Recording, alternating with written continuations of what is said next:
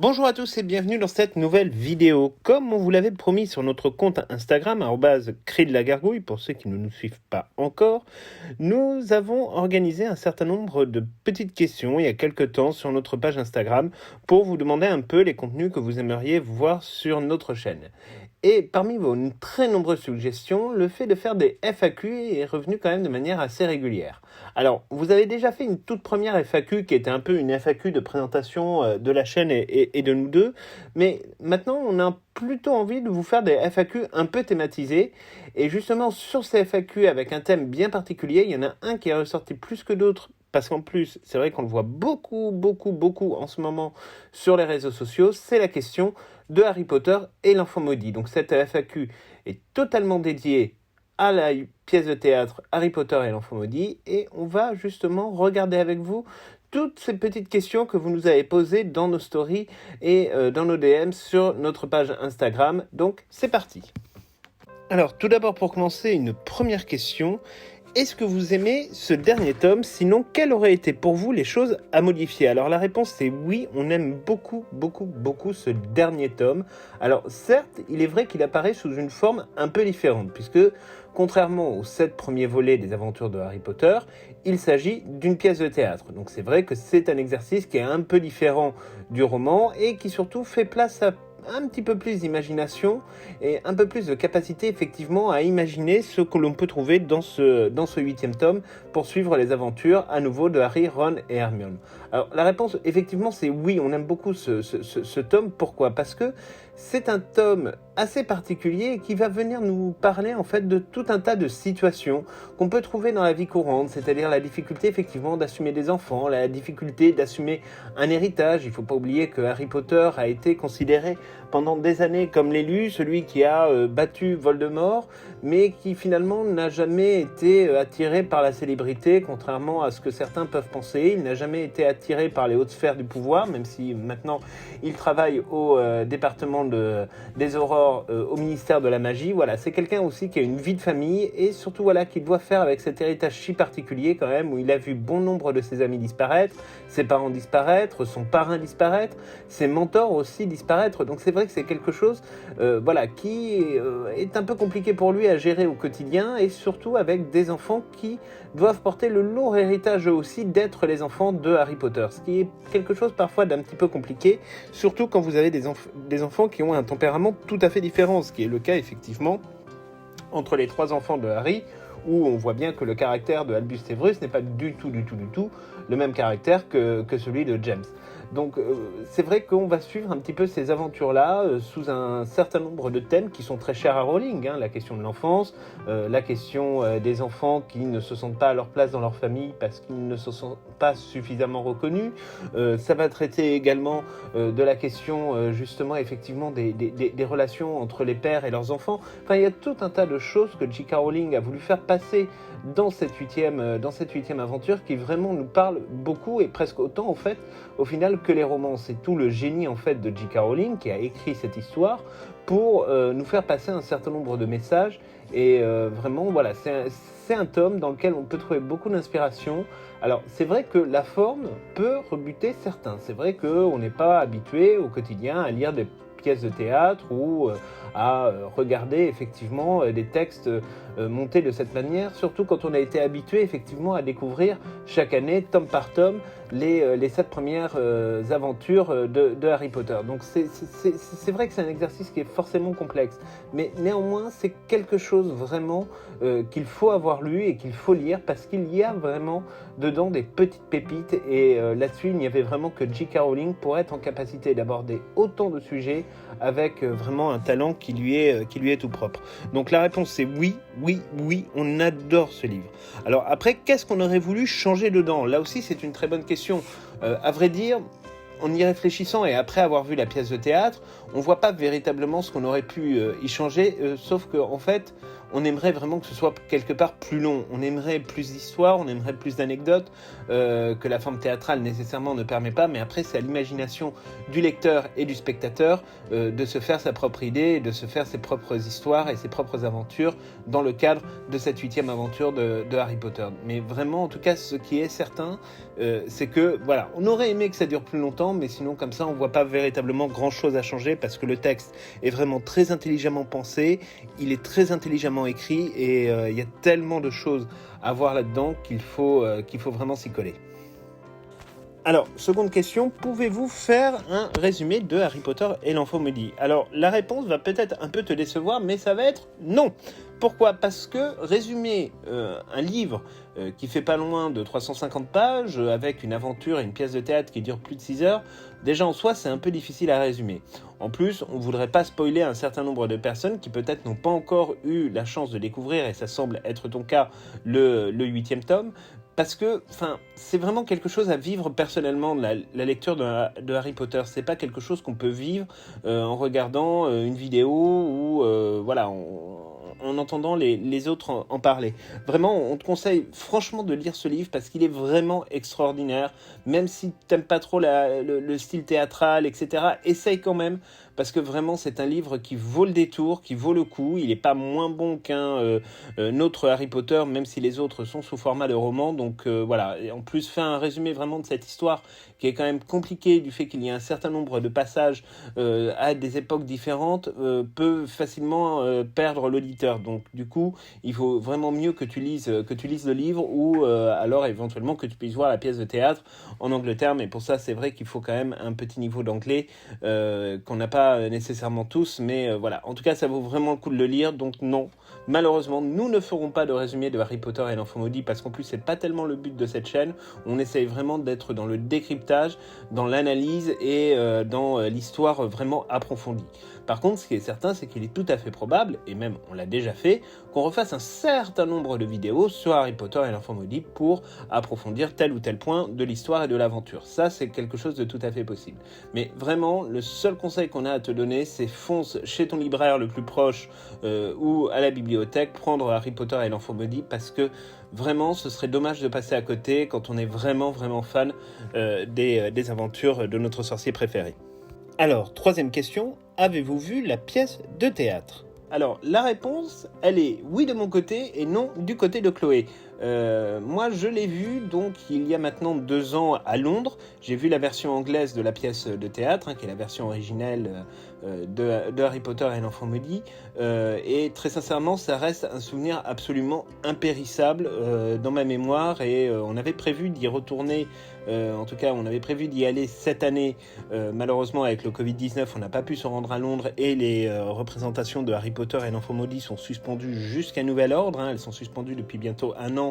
Et a priori, ça nous semble quand même compliqué que le show reprenne d'ici la fin de l'année 2021, peut-être à la rentrée prochaine, mais très sincèrement, on a un certain nombre de doutes au vu du contexte sanitaire et de cette fameuse variante anglaise du Covid-19, donc c'est vrai que non, pour l'instant, voilà, on ne peut pas y retourner, mais ce qui est certain, c'est que dès que ça reprendra, on se précipitera sur les billets, on essaiera d'en avoir parce que c'est toujours quelque chose d'un peu compliqué, et si toutes les mesures sanitaires sont réunies, évidemment, on ira voir cette pièce de théâtre à nouveau pour moi et pour une première fois pour Chloé, parce que c'est quelque chose vraiment à voir. Ce qui est certain, c'est que voilà, c'est pas une pièce de théâtre qu'on va voir ou un spectacle qu'on va voir habituellement à Londres ou à Paris, une comédie musicale ou autre, où c'est effectivement un endroit où on va passer un très bon moment et on va se détendre et pouvoir rigoler ou pleurer en fonction de la pièce de théâtre ou en fonction de la comédie musicale qu'on va voir. Là, on assiste vraiment à quelque chose d'un genre tout à fait inédit, d'ailleurs qu'on ne peut pas nécessairement définir véritablement comme une pièce de théâtre. Au final, près de 2 ans après, je ne sais toujours pas exactement quel est le style de spectacle auquel j'ai assisté. Ce qui est certain, c'est que c'est du spectacle vivant, mais on est quelque part, à mon sens, entre le film et la pièce de théâtre. On n'est pas exactement dans la pièce de théâtre, on n'est pas exactement dans le film, on est quelque part entre les deux. C'est un genre tout à fait nouveau et qui a d'ailleurs valu de très très nombreuses récompenses en Angleterre pour cette pièce de théâtre, si on peut utiliser cette dénomination-là. Donc vraiment ça vaut le coup de la voir et on vous invite vraiment à y aller parce que si vous en avez la possibilité, c'est quelque chose qui marquera votre vie de fan et vous allez vous confronter effectivement à un genre de spectacle vivant tout à fait nouveau et surtout que vous ne verrez absolument nulle part ailleurs dans le monde. Jusqu'à présent, on n'a jamais vu un spectacle aussi incroyable avec autant d'effets spéciaux, avec autant de volonté de faire réagir aussi le public. Enfin, il y a vraiment quelque chose, une atmosphère très particulière dans cette salle du Palace Theatre à Londres qui se passe et c'est la même chose dans les autres représentations, que ce soit en Allemagne ou aux États-Unis ou en Australie ou au Japon, etc. Mais voilà, il y a quelque chose de très spécial et au final qui fait vraiment partie de l'expérience et de ce que les fans effectivement peuvent aimer chez Harry Potter. Donc vraiment c'est un truc à voir et nous en tout cas dès qu'on peut on refile à Londres pour nous faire un petit week-end et studio et Harry Potter et l'Enfant Maudit puisque c'est vraiment quelque chose qui nous tient à cœur et qui encore une fois était prévu et fait partie des très très nombreux projets qui malheureusement ont été annulés à cause du Covid-19. Mais voilà, ce n'est que partie retardée et on a vraiment l'espoir que ça y est, ça va le faire et que 2021 sera l'année où on pourra peut-être sortir, probablement en fin d'année, du Covid-19. Alors, autre question, c'est certaines rumeurs disent qu'il sortira en film. Alors, est-ce vrai ou faux ? Alors, il est vrai que ces derniers jours, ça a été un peu la folie sur les réseaux sociaux et même d'ailleurs dans une certaine presse un peu de caniveau au sujet de Harry Potter et l'Enfant Maudit. Alors, c'est pas la première fois, à peu près tous les 6 mois à 1 an, on a une nouvelle pseudo-bande-annonce ou un nouveau pseudo-article qui est écrit par un canard ou qui est posté par un fan pour annoncer enfin l'arrivée de Harry Potter et l'Enfant Maudit au cinéma. Alors, c'est pas quelque chose de nouveau puisque depuis la fin de la saga au cinéma en 2012, on a très régulièrement un certain nombre de personnes qui pensent que effectivement Harry Potter et l'Enfant Maudit va être adapté.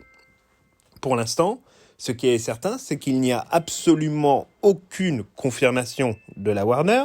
Et surtout, si projet il en est vraiment au stade très très embryonnaire et ils ne savent pas encore comment ils vont s'y prendre. Pourquoi ? Pour la simple et bonne raison que la saga des Animaux Fantastiques, dont le 3e volet sortira le 15 juillet 2022, n'est toujours pas finie. Il reste encore le 3e film à tourner, le 4e, mais aussi le 5e. Donc il y a encore au moins 6 ans de films Harry Potter, dans le monde de Harry Potter, dans le monde du Wizarding World, à faire sortir avant de réaliser Harry Potter et l'Enfant Maudit, si la Warner se décide à le faire.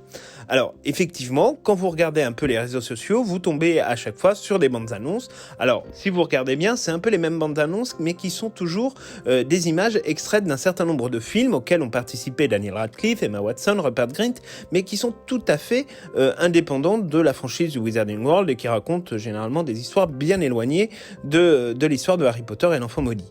Et la seule différence finalement entre tous ces clips, c'est que chaque année, ils changent un petit peu la date à laquelle le film est censé sortir. Alors on a eu 2017, on a eu 2018, on a eu 2019. Récemment, c'était une sortie directement pour l'année 2020. Bon, ils n'ont pas commencé, ils n'ont même pas négocié le début du commencement des droits sur Harry Potter et l'Enfant Maudit, que le film devait sortir l'année dernière. Bon, impossible. On nous a annoncé 2021. Là aussi, impossible. Au mois de septembre, c'était la grande rumeur, ça y est, la première partie de Harry Potter et l'Enfant Maudit sort en 2023. C'était un fake, et là maintenant, on nous annonce que ça va sortir en 2024, mais c'est encore et toujours un fake. Alors, après, on peut se poser effectivement la question de savoir si un jour ou l'autre, on verra Harry Potter et l'Enfant Maudit au cinéma. La réponse, c'est probablement oui. Évidemment, et on a fait déjà une vidéo sur le sujet, mais qui date un petit peu, et c'était l'une de nos toutes premières vidéos, évidemment que la Warner a dans l'idée d'organiser un jour, effectivement, la réunion des acteurs et le retour de Harry Potter au cinéma, bien évidemment. Mais tout cela prendra du temps, et surtout quand vous voyez une information sur Internet, ne vous précipitez pas dessus en vous disant ça y est, puisque c'est écrit sur internet ou c'est écrit sur Facebook, c'est que l'information est vraie. Vous avez un site internet qui sert un peu à rien, on va peut-être se faire des ennemis en disant ça, mais qui s'appelle Le Bonbon. Voilà, c'est un site internet qui soi-disant publie des bons plans, etc. et vous annonce toujours monts et merveilles sur le fait que voilà, vous allez avoir tel ou tel univers que vous aimez particulièrement, Marvel ou Harry Potter ou je ne sais trop quoi, et que vous allez avoir tout un tas de nouveautés, de trucs absolument incroyables. Et tout ça, généralement, s'avère faux. Et là, récemment, ils ont lancé une grande campagne sponsorisée sur un article comme quoi, effectivement, Harry Potter et l'Enfant Maudit allaient bientôt être annoncés, etc. Alors, il faut savoir que cet article est un copier-coller quasi au mot près, ils ont juste changé les dates et rajouté un ou deux détails qui en plus se révèlent être bidons. C'est un article qui est copié en fait de leur propre site internet et qui a été paru l'année dernière à la même date. Mais évidemment, comme c'est un sujet qui fait beaucoup parler, c'est un sujet qui fait beaucoup d'audience, et pour un site internet qui fonctionne quasi uniquement sur les publicités que ses partenaires veulent bien mettre sur son site internet, évidemment, ça génère beaucoup de visibilité, donc beaucoup de visiteurs. Qui dit beaucoup de visiteurs dit beaucoup de clics, et donc c'est évidemment quelque chose qui permet de financer ce site internet. Mais encore une fois, voilà, c'est quelque chose qui est faux. Les journalistes ne vérifient pas leurs informations, je ne sais même pas si on peut appeler ça des journalistes, et c'est un peu finalement comme quand on vous dit ah bah super, vous avez une grande boutique Harry Potter qui ouvre à Paris et que vous vous retrouvez finalement avec 20 mètres carrés, avec finalement très peu de produits, et en tout cas quasiment aucun produit officiel ou aucune réplique officielle dans un magasin coincé entre les trucs Pokémon et Avengers. Donc bon, à un moment donné, voilà, faut pas croire tout ce que vous voyez sur Internet. Donc pour l'instant, la décision de la Warner Bros, elle n'est pas prise, ou si elle est prise, elle n'a pas été communiquée au grand public. Il est vrai que Harry Potter et l'Enfant Maudit a été réservé, les droits ont été réservés en tout cas sur l'appellation du film par la Warner, mais pour l'instant, il n'y a eu aucun contrat passé, en tout cas rendu public avec J.K. Rowling sur ce sujet-là. Le seul contrat dont on a connaissance actuellement, c'est le contrat des Animaux Fantastiques, qui était prévu à l'origine pour 3 films, qui a été transformé donc sur une série de 5 films, mais pour l'instant, c'est les seules informations réelles que l'on a. Alors, après, évidemment, la question de savoir, et vous avez été très nombreux à en parler, donc c'est pour ça, là, on va vous mettre sur la photo toutes les questions que vous avez pu nous poser. Bien évidemment que, effectivement, Harry Potter et l'Enfant Maudit, on l'attend tous au cinéma. Après, il y a un certain nombre d'enjeux qui sont un peu difficiles pour ce film. La première, évidemment, c'est de réunir tout le casting, et vous nous avez interrogé là-dessus. Effectivement, il faudrait que les acteurs d'origine reviennent, mais là aussi, c'est quelque chose de compliqué. Vous avez un certain nombre d'acteurs qui sont tout à fait prêts à y aller, ils l'ont déjà dit, les jumeaux Pelps, vous avez également Rupert Grint récemment qui a fait une déclaration en disant qu'il était tout à fait prêt à reprendre son costume de Ron. Vous avez également un certain nombre d'acteurs un peu de seconde zone comme Bonnie Wright et Vanna Lynch qui sont des acteurs absolument formidables, mais qui, est vrai, n'ont pas performé au cinéma et on les voit plus beaucoup dans certains films. Certains comme Bonnie Wright d'ailleurs sont passés intelligemment derrière la caméra pour ne pas rester dans cette logique en fait du star system. Mais voilà, il y a aussi d'autres acteurs qui là pour le coup ont une véritable carrière. Alors il y a Daniel Radcliffe, il y a Emma Watson qui voilà, enchaîne les grands réalisateurs, les grandes productions, les grands films, sont en contrat avec des grands majors, et là il va falloir trouver le temps et surtout l'envie, parce que malheureusement tous les acteurs n'ont pas nécessairement envie. Daniel Radcliffe, encore il y a quelques jours, s'est fendu d'une déclaration qui montre bien d'ailleurs que ce personnage est assez peu intéressant et assez peu intelligent, puisque monsieur considère que il ne reviendrait sur Harry Potter et l'Enfant Maudit qu'à la condition que J.K. Rowling soit écartée du projet. Bon. On se demande un peu pour qui il se prend, parce qu'au final, sans J.K. Rowling, il ne serait pas grand monde, et personne ne connaîtrait son nom, parce qu'en plus, c'est quand même un acteur qui est assez mauvais dans la plupart des films dans lesquels il a joué depuis Harry Potter, et c'est pas quelqu'un qui performe plus que ça. Donc voilà, il fait ces commentaires-là. Alors après, la question sera de savoir, est-ce que la Warner veut faire un nouveau film Harry Potter en changeant le casting, en changeant par exemple Daniel Radcliffe, si c'est le seul effectivement qui ne veut pas revenir. Après tout, pourquoi pas, parce que Daniel Radcliffe a une tête assez commune et bon nombre d'acteurs situés dans la quarantaine peuvent jouer ce rôle sans qu'on voit une différence physique absolument phénoménale. Là-dessus, il n'y a pas vraiment de difficulté. Remplacer Hermione ou Ron, donc Emma Watson ou Rupert Grint, représenterait un enjeu un peu plus compliqué parce qu'ils ont des visages et des interprétations qui sont très particulières. Mais voilà, Daniel Radcliffe, pour l'instant, dans sa carrière, n'a absolument rien prouvé de fou. C'est pour ça qu'il est toujours sur des rôles quand même assez secondaires et sur des films à petit budget pour le moment et dont on ne voit pas très bien, dont on ne se souvient pas très bien d'ailleurs de l'interprétation qu'il peut livrer à chaque fois depuis qu'il a quitté la franchise Harry Potter. Donc effectivement, ça c'est la première question, c'est le retour du casting originel. Ça, vraiment là-dessus, on est d'accord. C'est un point qui est extrêmement important parce qu'on peut remplacer quelques acteurs, il faudra de toute façon remplacer. Voilà, il y a donc l'interprète de Severus Rogue est mort, Alan Rickman, donc là aussi il faudra procéder à un remplacement. D'autres seront peut-être trop âgés, je pense notamment à Maggie Smith dans le rôle de McGonagall qui a fêté récemment son 86e anniversaire. Bon, si le film se tourne dans 7 ou 8 ans, c'est pas évident qu'elle ait envie de revenir à 94 ans tourner un Harry Potter. On peut imaginer que ce soit pas dans l'ordre de ses priorités. Donc bon, il y aura un certain nombre de changements, mais c'est vrai qu'il faudrait pas que les changements soient trop massifs, ça c'est une évidence. Deuxième point, pour que ce film ait lieu, il faut aussi qu'il y ait une capacité à le réaliser au cinéma, compte tenu du fait que c'est une pièce de théâtre qui a été conçue avec une chronologie qui est très particulière, puisqu'elle est basée sur la question du voyage dans le temps. Alors aujourd'hui, il est évident que les technologies modernes permettent effectivement de retourner des scènes avec les mêmes acteurs, même s'ils ont vieilli, et de les rendre plus jeunes.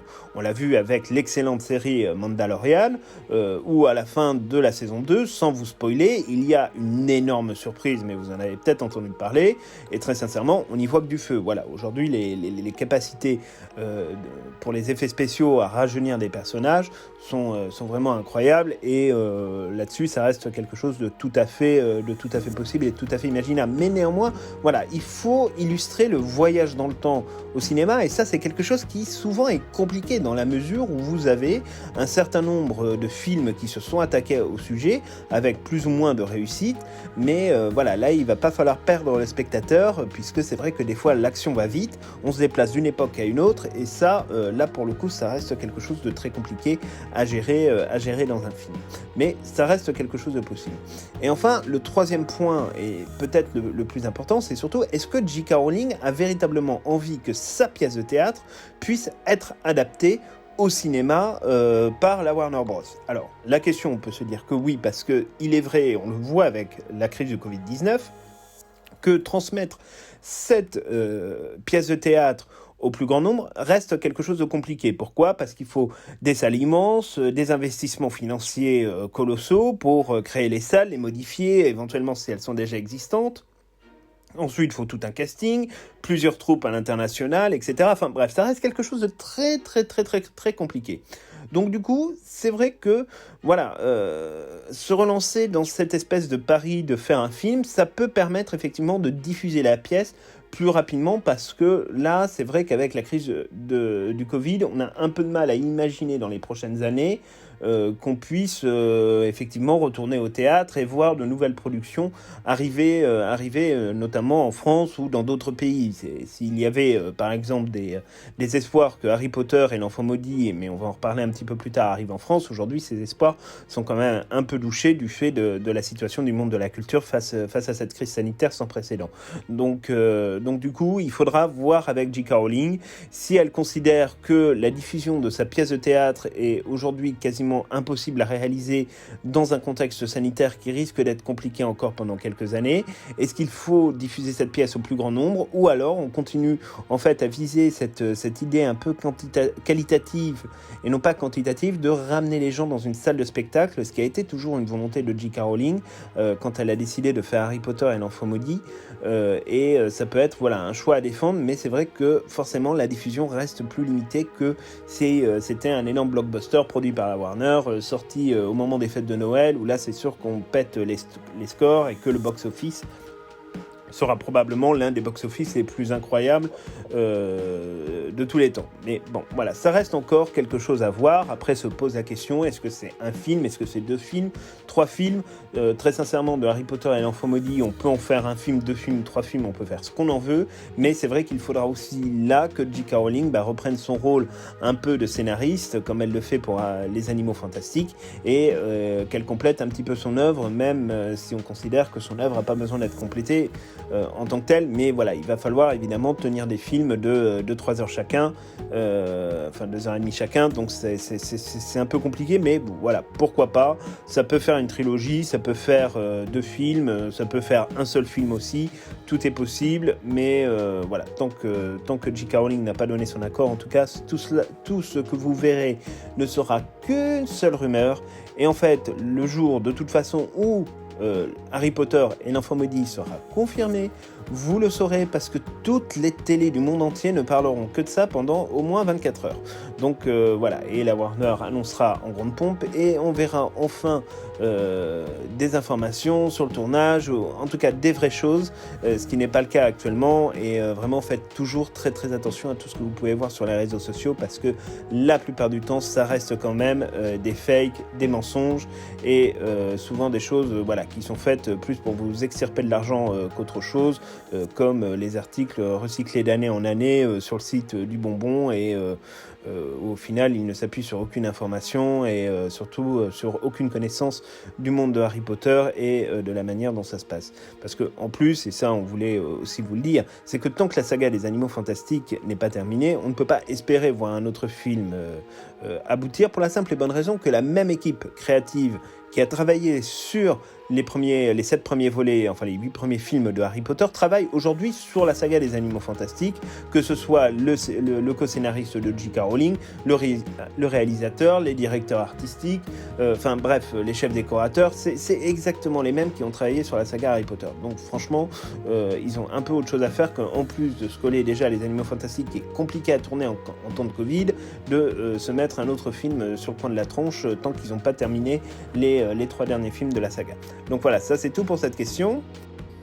Alors cette fois-ci c'est une question de Maëlys. Pensez-vous que Harry Potter et l'Enfant Maudit méritent une adaptation cinématographique? Et ben Maëlys, la réponse est oui. Effectivement, on pense qu'il pourrait y avoir effectivement un intérêt à avoir une adaptation cinématographique à partir du moment où c'est le casting original qui est de retour, comme on l'a dit précédemment, mais ça peut être aussi intéressant parce que effectivement ça peut permettre de développer un certain nombre de points de l'intrigue qui sont peut-être passés un peu rapidement du fait de ce format très, très spécifique de la pièce de théâtre. Donc oui, pour nous, vraiment il y a un intérêt véritable à ce qu'un jour ce soit adapté en adaptation cinématographique. Ça bien sûr, là-dessus il n'y a pas de problème, nous on est tout à fait ok, à partir du moment où cependant on ne dénature pas le texte même de Harry Potter et l'Enfant Maudit, parce que ça serait quand même perdre quelque chose qui nous tient à cœur, mais effectivement, oui, il y a un intérêt. Après, est-ce que ça va se faire? Là encore, tout est une question de temps, mais oui, pourquoi pas, mais effectivement, avec certaines conditions, comme le retour du casting original, ou encore le fait de ne pas dénaturer l'histoire. Mais oui, il y a des pans de l'histoire effectivement qui méritent d'être plus exploités et qui visuellement au cinéma peuvent être également intéressants à regarder. Donc oui, nous on dit là-dessus à ta question un grand oui. Maintenant après, ça vaut quand même aussi encore une fois le coup d'aller vraiment la voir au théâtre. Cette fois-ci c'est un commentaire. Il y a tellement d'incohérences que c'est tiré par les cheveux. Alors, là-dessus, on a déjà fait une vidéo sur les fameuses prétendues incohérences. Alors, on ne sait pas bien de quoi tu veux parler. Est-ce que tu veux parler, par exemple, de la question du retourneur de temps qu'on a réglé dans notre précédente vidéo, qu'on va vous mettre juste ici pour que vous puissiez la retrouver et donc vous confronter un peu à la logique qui a été celle de J.K. Rowling. Mais en tout état de cause, les incohérences dans Harry Potter et l'Enfant Maudit, il n'y en a pas. Alors, c'est vrai que tout le monde dit « Ah oui, mais Voldemort a une fille, comment c'est possible, etc. » Mais là, vous oubliez une chose, c'est que effectivement, Delphi n'a pas été conçue par Tom Jedusor, alias Voldemort, et Bellatrix Lestrange par amour. Elle n'a été conçue que dans un seul et unique objectif, c'est de faire en sorte que Delphi Voldemort puisse un jour permettre le retour de son père, parce qu'il y avait l'existence d'une prophétie qui le permettait. Ce qu'il faut bien comprendre, c'est que J.K. Rowling, quand elle a inventé son univers, s'est servi de tout un tas de choses qu'on peut retrouver à la fois dans la mythologie, mais aussi dans l'histoire moderne et l'histoire contemporaine de notre temps. Par exemple, la question de l'héritage d'un dictateur, c'est ce qui est l'image même en fait de Voldemort, c'est quelque chose qu'on a pu retrouver dans l'histoire contemporaine avec Hitler, mais également avec tout un tas d'autres personnalités qui ont marqué l'histoire, comme Napoléon, dont la question de la descendance est toujours en fait au cœur de leurs préoccupations. Et là-dessus, il n'y a rien d'absolument illogique, effectivement, à ce que Voldemort ait cherché à avoir une descendance non engendrée par l'amour, mais une descendance engendrée dans un seul et unique but, permettre son retour. Donc là-dessus, faut vraiment arrêter aussi de vouloir voir des incohérences partout, pour la simple et bonne raison que cette pièce a été écrite par J.K. Rowling, et que je voudrais bien qu'on me cite une seule personne sur Terre qui soit aussi pointu sur Harry Potter et sur le monde magique que J.K. Rowling.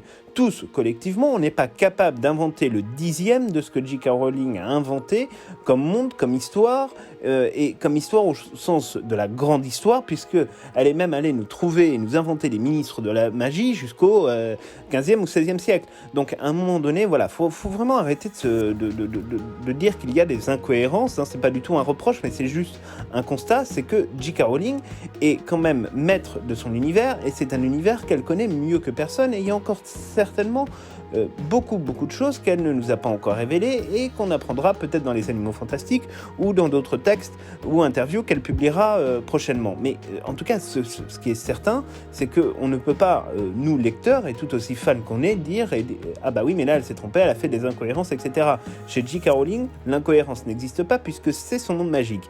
Et quand bien même elle en viendrait à certains moments à se dire tiens, je vais modifier quelque chose parce que je pense que effectivement ce serait mieux dans ce sens-là. C'est son droit le plus strict puisque en tant qu'auteur et inventeur de Harry Potter et du Wizarding World, elle a le droit de vie et de mort à la fois sur ses personnages mais également sur son histoire. Donc à un moment donné, voilà, si elle décide d'opérer des petits changements, etc., elle en a le droit, mais c'est pas pour autant qu'il y a nécessairement des incohérences. Et encore une fois, sur le retourneur de temps, on explique dans la vidéo pourquoi il n'y a absolument aucune incohérence et que même si le stock de retourneurs de temps a été détruit lors de la bataille au ministère, il s'agissait du stock de retourneurs de temps du ministère. Il ne s'agissait pas de tous les retourneurs de temps que l'on peut trouver en Grande-Bretagne, même s'ils sont effectivement très rares. Mais en tout cas, là-dessus, il n'y avait absolument aucune incohérence. Et d'ailleurs, toute une nouvelle qu'elle avait publiée sur Pottermore dans le cadre de textes qu'elle avait écrits pendant Harry Potter et le prisonnier d'Azkaban, mais aussi pendant Harry Potter et l'Ordre du Phénix, prouve bien que son plan était réfléchi et analysé, y compris sur le voyage dans le temps vers de très nombreuses années en arrière, etc. Il n'y avait pas de difficulté, effectivement, pour Harry Potter et l'Enfant Maudit. Et en plus, on ne peut pas taxer J.K. Rowling d'avoir prévu les événements d'Harry Potter et l'Enfant Maudit comme ça en les sortant de son tiroir. C'est vraiment une histoire voilà, qu'elle a aimé construire et qu'elle a aimé développer, bien avant d'ailleurs qu'elle ne s'attelle à l'écriture de la pièce de théâtre. Donc non, sur les incohérences, tu peux éventuellement, si tu te reconnais, nous en citer dans les commentaires ou sur notre page Instagram, et on serait heureux de regarder ça avec toi. Peut-être qu'on se trompe, mais très sincèrement, après avoir vu la pièce de théâtre et lu à de très nombreuses reprises le livre, très franchement, on voit pas du tout où se situent les incohérences. Et encore une fois, sur la question de la fille de Voldemort, puisque la question nous a été aussi posée, il ne faut pas oublier que cet enfant, encore une fois, n'a pas du tout été engendré par l'amour entre Voldemort et Bellatrix. Ils en sont tous les deux absolument incapables. Il n'a été engendré que dans une perspective qui est celle, effectivement, de permettre le retour de Voldemort, ce qui a bien failli, malheureusement, réussir. Donc voilà, faut vraiment faire attention aussi à pas, surfer sur la mode que l'on peut voir sur les pages Facebook ou les groupes Harry Potter, où les gens aiment beaucoup dénigrer en ce moment J.K. Rowling et son œuvre, parce que l'incohérence dans Harry Potter et l'Enfant Maudit, très sincèrement, on n'en voit pas du tout. Alors, nouvelle affirmation, et celle-là, franchement, on l'adore parce que c'est pas la première fois qu'on la voit passer. Vous avez été nombreux à nous dire, mais en fait, c'est une fanfiction, une simple fanfiction qui a été qui a été validé par J.K. Rowling. Alors, très sincèrement, ça, c'est complètement faux. C'est un mensonge pur, complet et total. Harry Potter et l'Enfant Maudit n'est en rien une fanfiction, et encore moins une fanfiction qui aurait été validée par J.K. Rowling, puisque jusqu'à présent, de toute façon, elle n'en a validé absolument aucune. Son personnage lui appartient, et ça ne l'intéresse pas de devoir prêter ses personnages à quelqu'un d'autre. Et le meilleur moyen, finalement, de vérifier que cette histoire n'est pas une histoire créée par fanfiction, c'est tout simplement de regarder la couverture de Harry Potter et l'Enfant Maudit. Vous pouvez le prendre en anglais, en français ou dans n'importe quelle autre langue, et vous verrez que tout en dessous, vous avez marqué Harry Potter et l'Enfant Maudit, partie 1 et 2, et c'est marqué d'après une nouvelle histoire originale de J.K. Rowling. C'est bien dit, donc une nouvelle histoire originale de J.K. Rowling. Alors, il est vrai qu'elle partage l'affiche avec deux autres personnages qui sont John Tiffany et Jack Thorne, parce que, évidemment, J.K. Rowling n'a pas de connaissances dans le théâtre. Elle ne savait pas faire une mise en scène, elle ne savait pas adapter son texte à la manière dont ça doit tourner dans une pièce de théâtre, ce qui est absolument logique. Mais toute l'histoire a été inventée par J.K. Rowling. Ensuite, elle a été un peu modifiée pour rentrer dans le cadre de cette représentation théâtrale, mais en aucun cas il s'agit d'une fanfiction, puisqu'elle a validé absolument l'ensemble des modifications qui lui ont été suggérées sur le texte, et quand elle n'était pas d'accord avec quelque chose, elle le disait, et c'est même allé plus loin, puisqu'elle a participé à la fois à la sélection des castings, mais aussi à la fabrication des effets spéciaux de la scène, en disant « moi je ne veux pas que ce soit comme ça, je veux que ce soit comme ça ». Donc elle s'est véritablement investie là-dessus, et en plus cette histoire originale de Harry Potter et l'Enfant Maudit, ce n'est pas quelque chose qu'elle a sorti de son chapeau, c'est quelque chose dont elle parlait déjà, et on vous l'a déjà dit dans une précédente vidéo, dans un reportage tourné par la BBC lors de la dernière année d'écriture de Harry Potter et les reliques de la mort. À ce moment-là, le journaliste lui demande si elle voudrait continuer un jour à écrire des Harry Potter, réponse qu'elle fait non, mais elle se met à dessiner en fait l'arbre généalogique des différents personnages pour savoir un peu comment ils avaient terminé, etc. Le mariage de Luna avec l'héritier de Norbert Dragono, les descendances de Harry, Ron, Hermione, etc. Et quand elle a présenté la descendance de Harry, tout de suite elle a tiqué sur Albus. Elle a dit « celui-là m'intéresse particulièrement ». Elle avait déjà dans sa tête l'idée effectivement qu'à Albus il allait arriver des tas de choses. Mais donc en aucun cas il s'agit d'une fanfiction écrite par John Tiffany et Jack Thorne qui aurait été validée par J.K. Rowling. Ce n'est absolument pas la manière dont ça a fonctionné, et d'ailleurs vous pouvez trouver sur internet, il suffit juste de chercher très rapidement tout un tas d'interviews que J.K. Rowling a donné au moment de la sortie à la fois à Londres mais aussi à New York de la pièce de théâtre Harry Potter et l'Enfant Maudit, pour qu'elle vous explique exactement en quoi consistait le processus créatif, mais en aucun cas elle n'a validé une simple fanfiction écrite par je sais qui. Ce n'est pas comme ça que ça fonctionne dans ce genre de truc. Effectivement, Jack Thorne et John Tiffany sont venus la chercher en lui disant « on aimerait bien », et ils sont venus la chercher bien avant la sortie de Harry Potter et l'Enfant Maudit, « on aimerait bien faire une pièce de théâtre avec vous ». C'était quelque chose qui a été repoussé longtemps parce que les films n'étaient pas terminés, mais c'est vrai qu'il y a eu un très gros partenariat entre tous les trois, et c'était normal encore une fois parce que J.K. Rowling n'avait pas les compétences requises pour monter à elle toute seule une pièce de théâtre, et c'est bien normal qu'il les aurait. Le métier entre écrivain et metteur en scène, réalisateur est quelque chose de très différent, et peu sont en capacité de jongler avec les deux, mais ce qui est certain c'est que c'est bien une histoire de J.K. Rowling, et c'est marqué en gros sur la couverture de tous les livres publiés, que ce soit chez Gallimard, chez Scholastics ou chez Bloomsbury Jeunesse. Donc là-dessus, il n'y a vraiment aucune autre question à se poser. Il s'agit véritablement bien d'une histoire originale, écrite par J.K. Rowling et qui a été développée par John Tiffany et Jack Thorne pour l'adaptation théâtrale du texte. Mais en aucun cas, encore une fois, on peut parler de fanfiction. Tout ça est un peu blessant d'ailleurs pour tous ceux qui ont travaillé sur Harry Potter et l'Enfant Maudit, mais très clairement, non, il s'agit bien d'une 8e histoire où J.K. Rowling a, comme d'habitude, mis sa patte et surtout a rédigé l'ensemble des intrigues et a ensuite validé ce qu'on pouvait lui proposer éventuellement comme dialogue ou comme effet de scène, comme coupe, etc. Donc il s'agit vraiment bien, encore une fois, non pas d'une fanfiction, mais de la 8e aventure officielle, écrite et développée par J.K. Rowling. Alors, c'est encore une fois une affirmation sur le fait qu'on ne reconnaît pas du tout la psychologie des personnages de Harry Potter, notamment de Ron et de Hermione, par rapport à ce qu'on a pu voir dans les 7 premiers livres et les 7 premiers films. Alors, on a envie de dire que c'est une très très bonne affirmation, une très très bonne question. C'est vrai que leur psychologie, pour beaucoup, a nettement augmenté et qu'ils sont arrivés aussi à un âge où ils se posent beaucoup de questions et peut-être parfois trop de questions. Néanmoins, ce que l'on peut dire, c'est que si cette affirmation est vraie, en même temps, dans la vie réelle, ça se passe aussi comme ça. Quand vous êtes un jeune enfant de 16 ans, de 17 ans, un jeune adolescent de 16 ou 17 ans, vous n'avez pas du tout les mêmes réflexes, les mêmes remarques et la même manière de voir le monde quand vous en avez 30 ou quand vous en avez 40. Voilà, il y a forcément une évolution psychologique qui se fait du fait que vous avez terminé vos études, que vous avez fondé une famille, que vous avez un emploi et que vous avez des responsabilités, etc., qui évidemment vous amènent à penser à des choses bien différentes de ce à quoi vous pensiez quand vous étiez adolescent ou tout jeune adulte. Et évidemment, il y a un cap entre un jeune de 20 ans et un jeune de 30 ans, et comme il y a une différence entre une personne de 30 et une personne de 40. Ça, c'est quelque chose d'assez classique, et il aurait même été une grosse erreur de la part de Rowling de ne pas faire évoluer la psychologie de ces personnages, compte tenu du fait déjà qu'on les a quittés à la fin de la bataille de Poudlard, mais sans savoir finalement ce qu'il se passait après. Donc on ne sait pas exactement quels ont été les événements entre la fin de la bataille et le début de Harry Potter et l'Enfant Maudit 19 ans plus tard.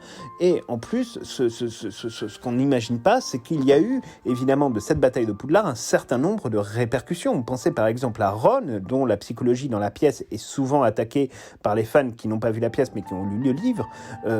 Comment voulez-vous que Ron, qui a perdu l'un de ses frères dans cette bataille, qui a failli perdre beaucoup de monde et qui a vu beaucoup de ses proches et de ses amis être tués, soit toujours celui qu'on a connu dans les livres? C'est quelque chose d'assez impossible. Et d'ailleurs, entre le Ron de Harry Potter à l'école des sorciers et le Ron de Harry Potter et les reliques de la mort, il y a déjà un cap énorme qui s'est créé entre les deux versions du personnage.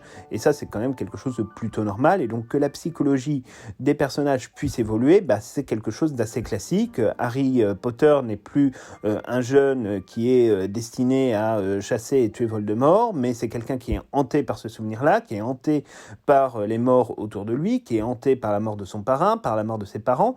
Donc il y a forcément tout ça qui habite en lui, toute cette espèce d'héritage qui est énorme, et puis cette responsabilité d'empêcher la résurgence des forces du mal, où les gens comptent sur lui en tant que directeur des aurores. Il y a aussi le fait d'avoir 3 enfants, dont il faut savoir s'occuper, etc. Lui qui n'a pas eu de père ne sait pas nécessairement et n'a pas eu le modèle pour apprendre à s'occuper de ses enfants, et toutes les figures paternelles qu'il aurait pu avoir autour de lui, par exemple Sirius Black ou Albus Dumbledore, etc., sont des figures qui ont disparu assez rapidement dans l'histoire, qui là en tout cas depuis 19 ans au moment des événements de Harry Potter et l'Enfant Maudit sont morts depuis belle lurette. Donc c'est vrai que malheureusement Harry doit faire face à tout un tas de choses, et donc s'il avait la même psychologie que celle qu'il avait au moment de la bataille de Poudlard ou qu'il avait dans Harry Potter 5 ou 6 ou 4, c'est vrai que ça poserait véritablement question sur le manque d'originalité de J.K. Rowling de faire évoluer cette psychologie des personnages. Encore une fois, une psychologie, ça évolue, ça peut même évoluer d'année en année par rapport aux défis, aux accidents de la vie, aux responsabilités que l'on exerce professionnellement, que l'on exerce familialement. Il y a tout un tas de raisons qui peuvent faire qu'effectivement un personnage va évoluer.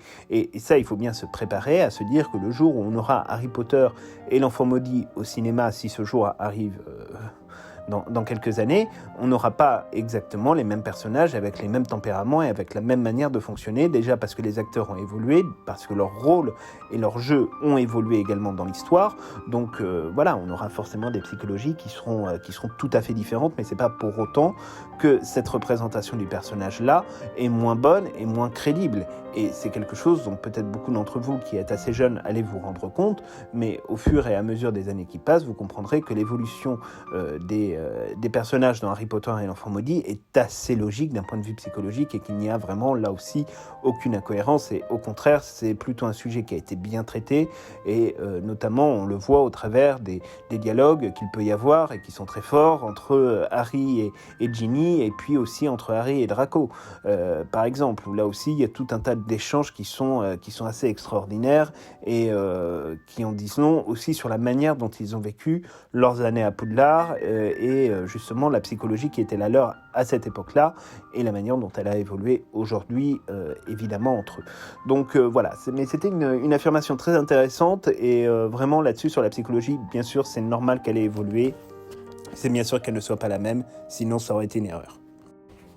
Alors, vous avez été aussi nombreux à nous dire que la pièce de théâtre, en fait, on pouvait la voir sur YouTube. Alors, en fait, non, vous ne pouvez pas voir la pièce de théâtre sur YouTube, elle n'existe absolument pas.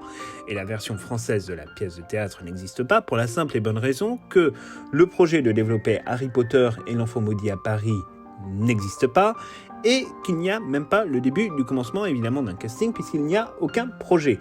La version que vous pouvez trouver effectivement sur YouTube est une version réalisée par un professeur dans le cadre d'un atelier théâtre dans un collège ou dans un lycée, avec un texte qui a été considérablement raccourci, puisqu'il faut savoir que la pièce de théâtre, quand vous allez la voir à Londres ou à Hambourg ou à Melbourne ou dans les autres pays où se déroule la production de Harry Potter et l'Enfant Maudit, la pièce dure en tout 6 heures. Et or là, c'est quelque chose qui doit durer à peu près 2 heures et demie. Et surtout, il faut savoir que voilà, c'est juste des collégiens ou des lycéens qui font une pièce de théâtre, probablement très bien réussie avec les moyens du bord, mais qui ne reflète en aucun cas la réalité de ce qu'est la pièce de théâtre telle qu'elle a été conçue pour les théâtres de Londres ou de New York et ailleurs. Pourquoi ? Parce qu'il y a tout un tas d'effets spéciaux et puis surtout des acteurs qui sont de vrais acteurs. Donc non, il ne s'agit pas du tout de la pièce de théâtre Harry Potter et l'Enfant Maudit. Il s'agit d'une adaptation de la pièce de théâtre réalisée par une école et qui n'a absolument rien à voir avec le spectacle auquel vous assisterez tous, je l'espère, un jour, dans un véritable théâtre avec une véritable troupe d'acteurs et surtout les effets spéciaux, etc. et la musique qui compte quand même beaucoup. Mais surtout, voilà, il s'agit d'une pièce de théâtre qui dure quand même 6 heures, 3 heures à peu près pour chaque partie. Il faut compter les entractes, etc. et 2 heures d'entracte entre les deux parties. Donc autant vous dire que c'est pas une vidéo YouTube de 2 heures qui vient refléter la réalité de ce qu'est cette pièce de théâtre, en tout cas dans sa version professionnelle, même si ça part évidemment d'une très bonne intention de la part de ce professeur de faire réaliser cette pièce extraordinaire à ses élèves, et là-dessus on ne peut que l'en féliciter. Mais en tout cas, ça n'a absolument rien à voir du tout avec la réalité de ce qu'est cette pièce quand on la voit dans un contexte plus professionnel. Donc voilà, malheureusement, il faut savoir que Harry Potter et l'Enfant Maudit à Londres a été capté à 3 reprises par des caméras, mais soit c'était pour des clips promotionnels, soit sinon c'était pour que les troupes étrangères puissent apprendre effectivement la manière dont avait été pensée en premier lieu cette pièce de théâtre. Donc ça n'a jamais été diffusé, et probablement pour le moment ce n'est pas en tout cas dans l'optique de Harry Potter et l'Enfant Maudit et de sa production de la diffuser sur internet ou dans un Blu-ray ou dans un DVD, parce que en plus, très sincèrement, la captation vidéo ne donnerait franchement pas grand chose par rapport à ce que vous pouvez vivre dans le théâtre en tant que spectateur, mais aussi un peu en tant qu'acteur dans cette 8e aventure. Et très sincèrement, la captation vidéo ne rendrait pas grand-chose, et donc ça nous paraît finalement assez inutile en l'état actuel des choses. Après, on verra si le Covid-19 effectivement les pousse à se dire qu'une captation permettrait de faire découvrir la pièce à un moment ou à un autre, ne serait-ce que pour soutenir par exemple les acteurs qui ne peuvent plus travailler depuis 1 an et qui ne sont pas prêts de retravailler malheureusement. Donc ça peut peut-être être une option qui est sur la table, mais pour l'instant en tout cas il n'y a absolument aucune confirmation, et il faudra attendre encore plusieurs mois pour qu'il y ait un quelconque signal de fumée de la part de la production de Harry Potter et l'Enfant Maudit à Londres ou dans les autres villes. Mais bon, ça voilà, c'est quelque chose dont on reparlera le cas échéant. Si ça sort, évidemment, on vous en parlera sur notre chaîne sans aucune difficulté. Mais en tout cas, ce qui est certain, c'est qu'aujourd'hui, il n'existe aucune captation visible sur Internet de Harry Potter et l'Enfant Maudit. Tout ça est évidemment très protégé pour garder les secrets de cette pièce de théâtre absolument extraordinaire. Voilà, c'est tout pour cette nouvelle FAQ, cette fois-ci thématisée. On espère avoir répondu aux plus de questions possibles que vous nous avez posées. C'est vrai qu'il y en avait beaucoup qui tournaient autour de la question de l'adaptation de la pièce de théâtre au cinéma. Donc voilà, on espère vraiment vous avoir fourni un certain nombre d'infos intéressantes qui vont vous permettre de mieux comprendre Harry Potter et l'Enfant Maudit et tout ce qu'on raconte un peu sur les réseaux sociaux, etc. au quotidien, dans les groupes Facebook sur Harry Potter et autres. Parce que c'est vrai qu'il y a beaucoup de contre-vérités, beaucoup de mensonges, et beaucoup d'imprécisions aussi, et peut-être même de méconnaissances, on peut le dire, de cette 8e aventure qui est vraiment extraordinaire. Pour ceux qui ne l'ont vraiment pas encore lu, on vous invite vraiment à découvrir ce texte encore une fois, parce que c'est l'un des Harry Potter peut-être les plus aboutis, même si la forme théâtrale, effectivement, dessert peut-être un peu parfois les volontés qui ont été celles de J.K. Rowling en développant cette 8e aventure de notre sorcier préféré. Encore une fois, voilà, c'est un livre qui traite de la seconde génération, mais qui n'est pas que sur la seconde génération, et au contraire, ça traite aussi beaucoup de l'évolution qui est celle de Harry, de son couple et des autres protagonistes de nos aventures préférées. Donc vraiment, voilà, c'est quelque chose qu'on vous souhaite vraiment de découvrir, comme on vous souhaite de vous rendre un jour à Londres pour voir cette pièce de théâtre de vos yeux. Pour voir cette pièce de théâtre avec vos yeux écarquillés, comme ça a pu être le cas pour moi, et comme ça le sera probablement pour Chloé dès qu'on pourra retourner voir des spectacles à Londres. Voilà, vraiment, c'est une vidéo qu'on a eu beaucoup de plaisir à faire. On a toujours beaucoup de plaisir à discuter avec vous, à tenir compte de vos remarques et à essayer de vous aider à mieux comprendre certains aspects du Wizarding World. Pour nous, c'est vraiment quelque chose de très enrichissant.